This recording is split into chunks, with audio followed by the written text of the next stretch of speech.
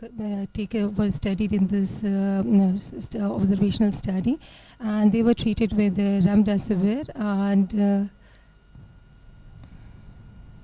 Yes. So then the clinical and the biochemical course of the patient who were admitted in ICU care receiving remdesivir between the duration of May 2020 to July 2020 was analyzed. They were actually treated with remdesivir with the dose of 200 milligram on the first day, followed by 100 milligram for the 5 days.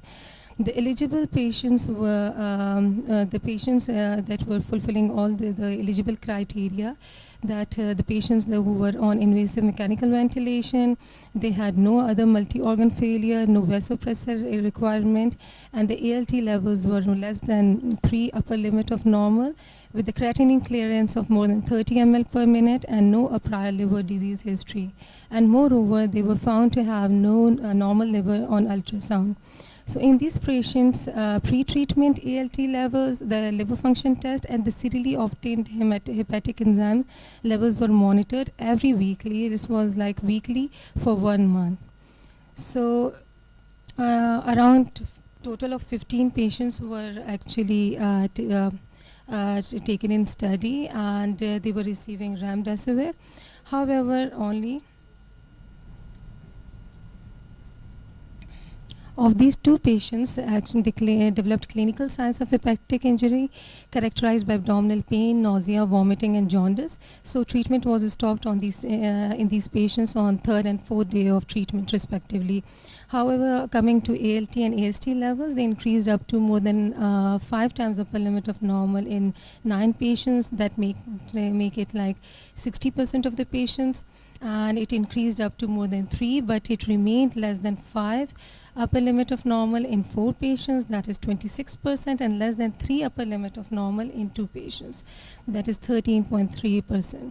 The bilirubin levels, they were actually seen to be increased, but the elevation was mild. That was characterized by more than 2 milligram, but less than 5 milligram, and that was seen only in 12 patients.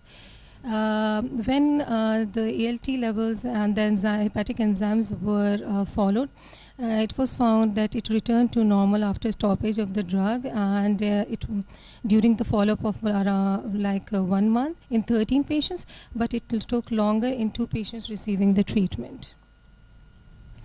So these were like the chart that showed the number of the patients having the ALT and AST levels and the bilirubin levels. As you can see, it was more hepatocellular with increased levels of ALT and AST in 9 patients, but the level of in between from 3 to 5, it was observed in 4 patients, and it remained less than 3 in around 2 patients. And we can see the bilirubin levels that only in 2 patients we could see that it could rise up up to more than 5 milligram in 2 patients, but it in majority of the patients it was mildly increased. So coming to a conclusion that on our observation, we can only suggest that remdesivir may lead to hepatocellular injury in COVID-19 patients as indicated clinically and by elevation of hepatic enzyme. So further studies are required in this area to further clarify and to see at the molecular levels.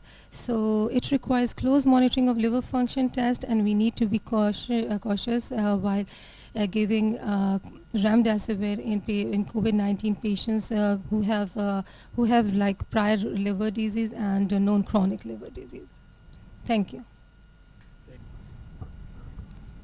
That you enrolled 15 patients in which you found derangement. Did you look into the patients with COVID-19 who did not receive remdesivir? How many of them had deranged RFTs? Yes, you're really very right that I should have a control group also, but actually it was just an observational study, so I couldn't study the other control arm.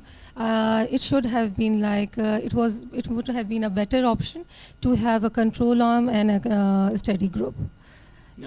Because what we saw in our patients, almost 70 to 80% of the patients had D-range LFT who even did not received any remdesivir or tocilizumab. Yes, you're really right, sir. But Dr. Zishan, actually, on induction of the patients, to start with, we only inducted those patients who had ALT levels of less than 3 times upper limit of normal.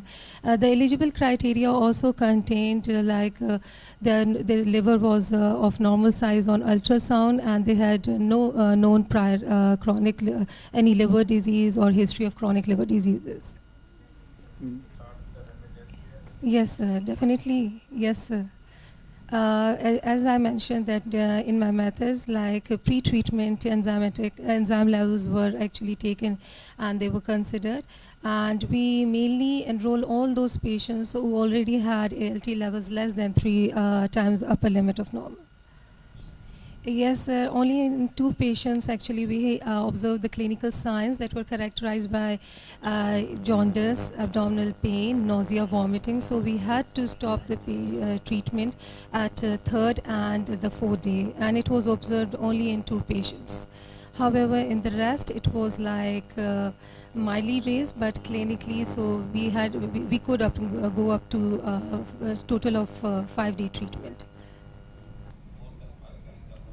Normal. Yes. And Yes. in only 2 patients, you said that you people have stopped the treatment. Yes. Yes. And did you check for any confounders which were causing the raised ALT/AST level? Because in a 60% of patient, if you have got this kind of results with remdesivir, that drug must be stopped. But it is not mentioned in any other institute of treating this COVID-19 patients. Is there were any other confounders in that which may cause this kind of liver injury? Did So you check for you're, that? yes, sir, sorry I interrupted. Thank you for the question. You're really very right. There might be confounders. It was just an observational study, and I believe such type of studies mainly lay the platform for further studies to need to find the confounders, and along with that, logistic regression is needed to eliminate what other reasons were there that caused the increased ALT levels. So, but it was just an observational study, and we could only include the sample size, as you know, it was just 15 minutes. So I cannot, I just can conclude we need to be very cautious while giving it, and further studies are required in this field. Can you see my screen? Yes, We can see. Bismillahirrahmanirrahim. I am Dr. Hafiz Haris Altaf, and I am a gastroenterology resident at Jinnah Postgraduate Medical Center. And I am very thankful to Pakistan Society of Hepatology, who has given me a chance to present my abstract on transient elastography in chronic hepatitis B patients.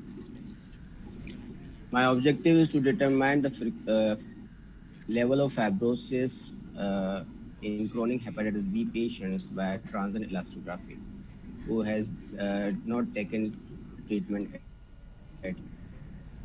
As you all know, chronic hepatitis B patient has a global issue, and up to 78,000 people.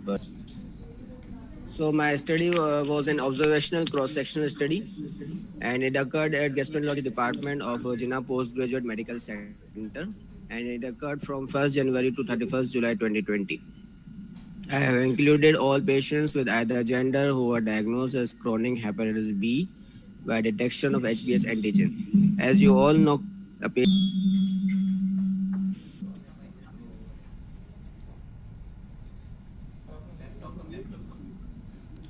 Thank you, Dr. Haris. Any question from the panelist? Yes, I have one question. Yes, sir. Dr. Haris, this was nice presentation.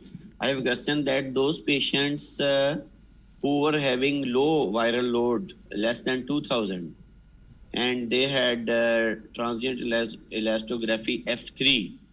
So what do you think that the reason for F3 for these patients? Because their viral load is very low and we don't treat this viral load. So what was the reason of their F3 fibrosis of liver, and how we will manage this? Sir, actually, they are the compensated cirrhotic patients who has viral load of even less than 2000. It may be the patients who had advanced age, or in patients who are HBe antigen negative patients. Even these patients are also candidates for treatment. Even these patients are candidate for the treatment regardless of the viral load, because it is written in the guideline that patients who are cirrhotic and they are low, even in the low viral load, we should start treatment. How we can confirm that this fibrosis is due to hepatitis B and is not due to other diseases like drug-induced or non-alcoholic steatohepatitis? Yes, sir. Actually, I have excluded the patient who are alcoholics or patient who are already on treatment and patient who are patient on NAFLD. So these are the patient of who has. How did you rule out NAFLD patients or NASH patients? Yeah. How did you diagnose that this patient is NASH patient and this is not NASH patient? This may be, I excluded the patient basis on ultrasound. But ultrasound will not tell you that this patient is NASH patient and this is not NASH patient. Yeah, a very good point raised by Maurice. Yes, Haris, just let me talk for a second. It is a difficult situation, but certainly you can rule out all the other possible causes of liver disease. And if you have ruled out all other possible causes of liver disease to the best of the available to the best of available resources, then you can say that it is only due to B. I think in the interest of time, if there is any more Thank you, sir. Presentation, we'll proceed with that. Over to you, Daud. Thank you. Thank you, sir. There is no presentation left. We have Dr. Daud, I have one question from Haris. One more question from the Haris. Dr. Haris, are you with us?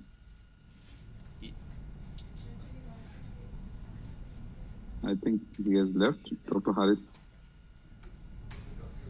He has left. Dr. Haris, he has left, sir. No, sir, I am hearing you. Yeah, he is here. Haris, you said that, that's a very nice presentation. Elastography is a very good tool to look for fibrosis, and it's a non-invasive test, and it should be done in patients having chronic liver disease. You mentioned that the study period was from 1st January 2020 to 31st July 2020. I'm very much interested to see how many patients you have done, and how many patients you have done elastography during this COVID period, that is from March 2020 to July 2020. Because in our setups, people are even not willing to do the ultrasound in the patients. And it's not an emergency test. Do you have any record of it? How many patients have been checked for this fibrosis elastography in these 4 months?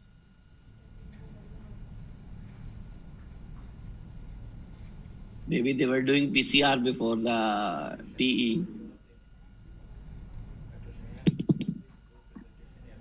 But it's not an emergency test. Doing a PCR before elastography, I think we cannot basically justify it. We just ask him, maybe the data is of first 3 months and then few cases been done, if he has any idea.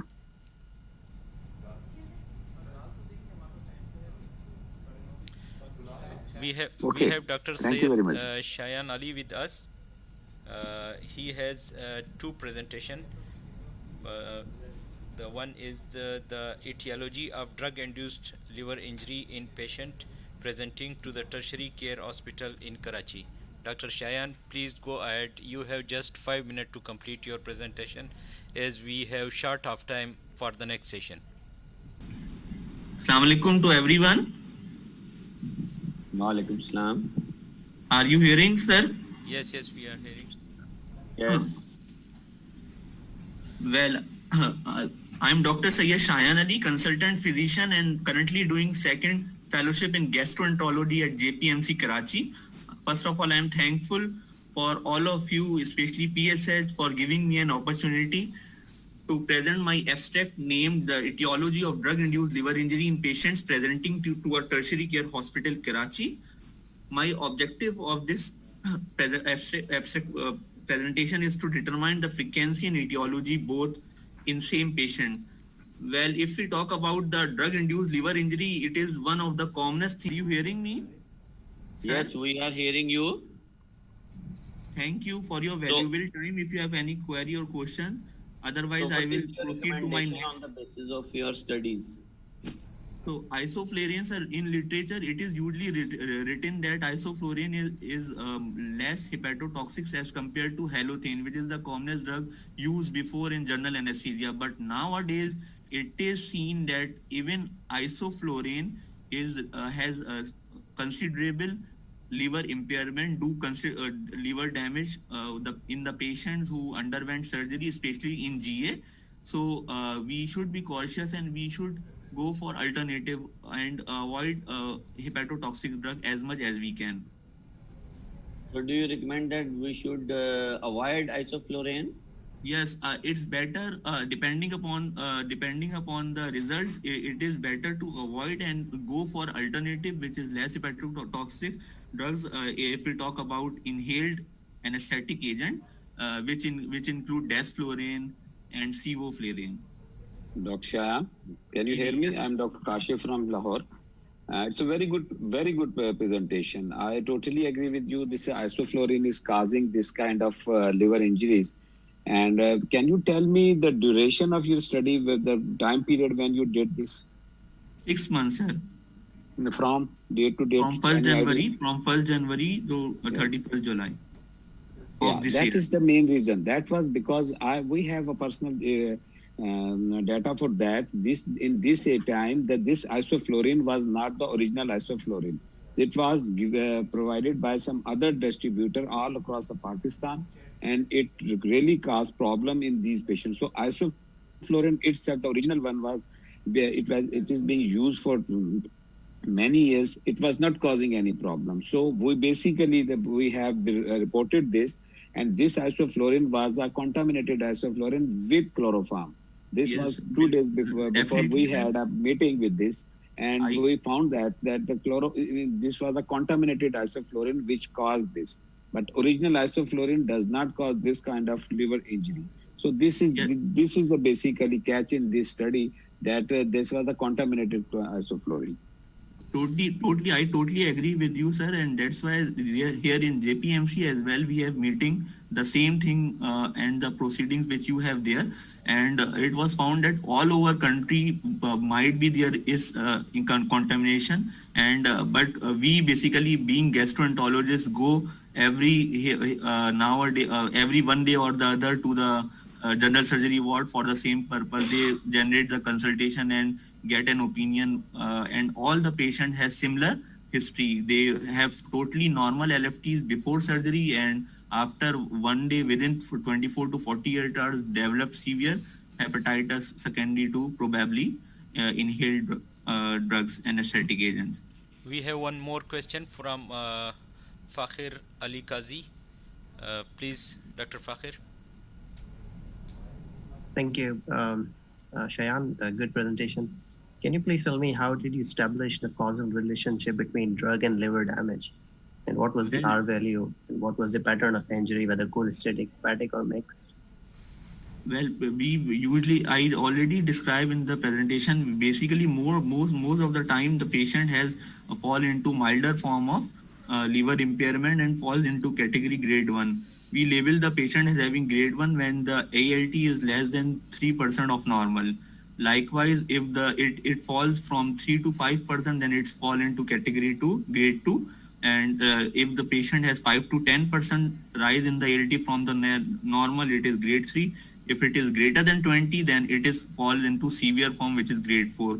So basically, we see and calculate the R value as well in order to identify what's the pattern most of the time patient has cholestatic pattern, at times hepatotoxic as well. And because we cannot whole and soul relate all the things to inhaled anesthetic agent, because at times patient has concomitant sepsis as well.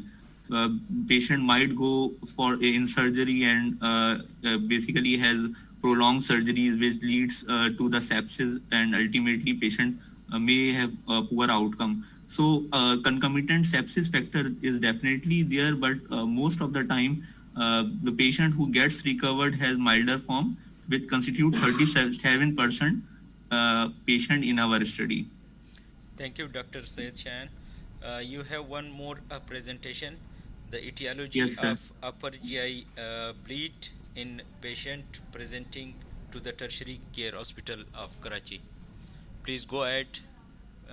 Just conclude your presentation in 5 minutes. Okay. Assalamu alaikum to everyone. Walaikum salam. Just go ahead. I'm presenting my second presentation, which is the etiology of upper GI bleeding in patients presenting to tertiary care setup Karachi. Well, if we talk about upper GI bleeding, it is one of the commonest cause which bother any gastroenterologist in an emergency department, and it is quite often potentially life-threatening as well, and it is an abdominal emergency that remains a common cause of hospitalization as well. If we talk about the statistics part, 100 cases per 100,000 population. Okay, Dr. Asad Chaudhry, if you have any question. No, I'm just following the chat, Daud, and I think if you can omit question and answer here and take Dr. Jalpa for a quick 3-minute talk, if that time allows you. Yeah, we have time. We can take her. Dr. Jalpa Devi, if you are ready, you have just 5 minutes to present your talk.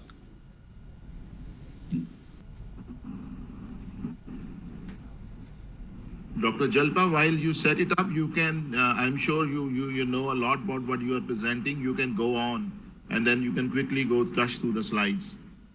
But we are short of time, so if you can just start talking, and we are listening to you. Okay, sir. So actually, today's talk was planned on 30-day readmission.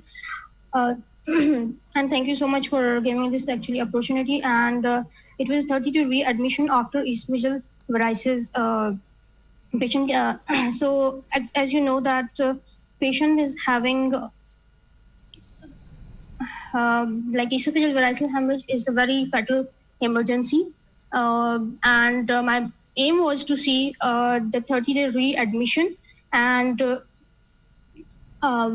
also the morbidity and mortality in index in index admission and as well as after 30 days. So, sir, I'm just actually opening it and okay. So I think I should. Okay. So, sorry. You can ask. Thank you, Dr. Jalpa. We have short of time and we have to conclude our session. I request Professor Altaf Alam to please for the concluding remarks.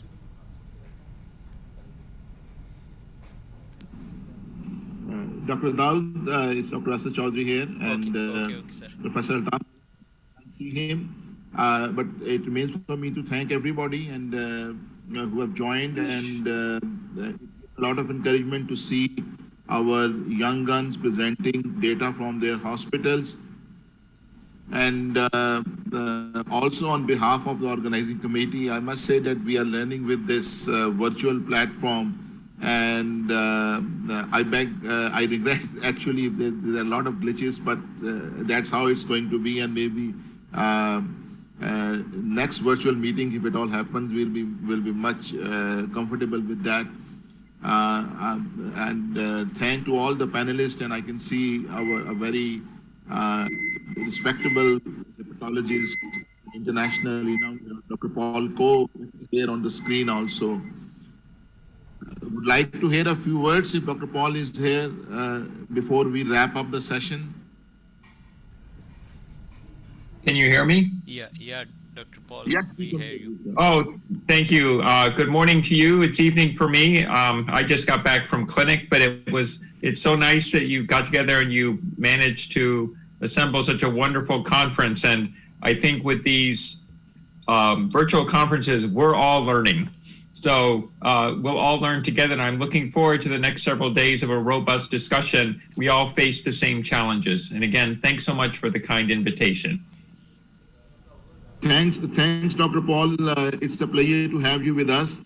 And with this commitment, and next time when we hold a physical meeting, so we look forward to welcome you to Pakistan. Over to you, Daud. Thank you, sir.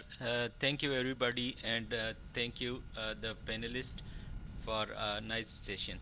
Thank you, everyone.